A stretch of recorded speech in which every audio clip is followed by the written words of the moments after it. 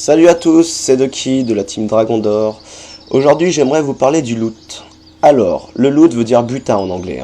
Comment fonctionne ce système, combien je peux prendre et à qui?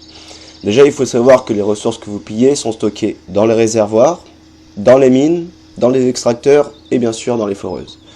Vous pouvez prendre 20% de ce qui se trouve dans les réservoirs d'or et d'élixir et 50% pour ce qui est des mines et extracteurs. Pour l'élixir noir, c'est différent. Vu qu'il s'agit d'une denrée rare, seulement 5% peut être volé de votre réservoir d'élixir noir et 75% des foreuses. Ce qui peut s'avérer très rentable lorsque votre ennemi n'a pas récolté depuis un certain temps. A l'inverse des trophées, les ressources que vous pouvez gagner dépendent de l'hôtel de ville de votre adversaire. Pour faire simple, à niveau d'hôtel de ville équivalent, il n'y a pas de pénalité ou d'avantage sur la quantité de ressources à piller.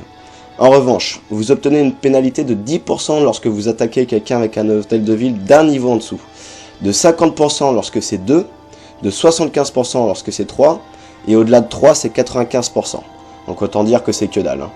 Et à l'inverse, vous l'aurez compris, vous pouvez piller 10, 50 ou 100% de plus lorsque vous attaquez avec un ennemi avec un hôtel de ville d'un niveau de 1, 2 ou 3 et plus. Alors mettons ça en pratique dans cette petite vidéo, moi qui suis hôtel de ville niveau 8, je vais attaquer un joueur avec un hôtel de ville niveau 10. Je vais donc pouvoir prendre 50% de plus que si un joueur avec le même niveau que lui, c'est-à-dire hôtel de ville niveau 10, l'attaquait. Et puis je peux aussi déterminer que lui ne pourra pas me prendre plus de 50% de mes ressources puisqu'il est à 2 niveaux en dessous, donc ça me permet facilement d'imaginer que le joueur n'ira pas se venger. Donc voilà. Alors, je vous propose de voir une attaque, ce que ça donne. Du coup, journal d'attaque. Voilà, elle est pas mal celle-là en plus. J'ai fait 36% de damage. En revanche, grâce au loot, j'ai fait 497 000 d'or, 296 d'élixir et 1140 d'élixir noir. Allez, c'est parti.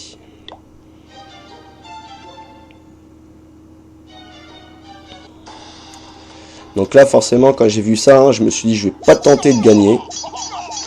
J'ai surtout repéré où étaient les mines, les extracteurs. Donc là, j'ai envoyé quelques barbares pour éviter les pièges éventuellement, s'il y en avait. Je me doutais qu'ils étaient tous partis avec les tombes. Donc là, j'agresse un petit peu de ce côté-là. J'en ai mis pas mal ici. Je voulais vraiment la foreuse, voir si ça valait le coup. Et effectivement, ça valait le coup.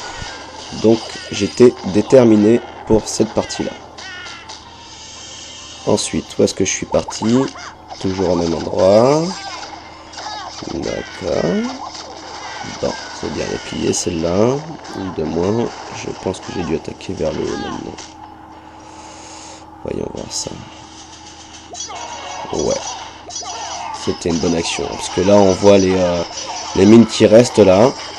Ainsi que une deuxième foreuse.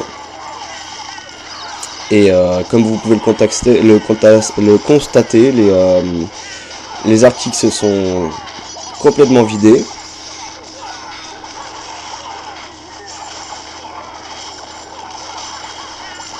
C'est pas mal du tout, c'est pas mal du tout.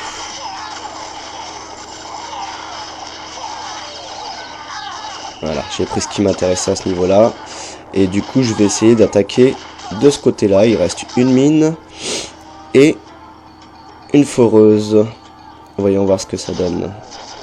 Voilà, j'ai mis quelques géants pour occuper. 2 casse-briques. J'avais plus de gobelins, donc obligé de les occuper avec les géants. Et hop. Ça, c'est super.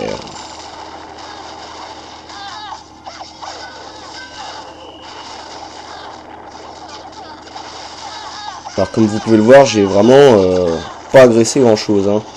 Si on regarde globalement, à part vers le haut et vers le bas, il n'y a pas beaucoup de bâtiments. Mais c'était vachement intéressant. Car en fait j'ai pris 150% de ce que on aurait pu prendre. C'est-à-dire que si quelqu'un avait voulu l'attaquer avec un hôtel de ville au niveau 10, étant lui-même à ce niveau-là, il n'aurait pas pu prendre autant que moi j'ai pris. Et pour rappel, j'ai quand même pris 497, 296 et 1140. Voilà. J'espère m'être bien fait comprendre et je vous dis à bientôt. Ciao ciao.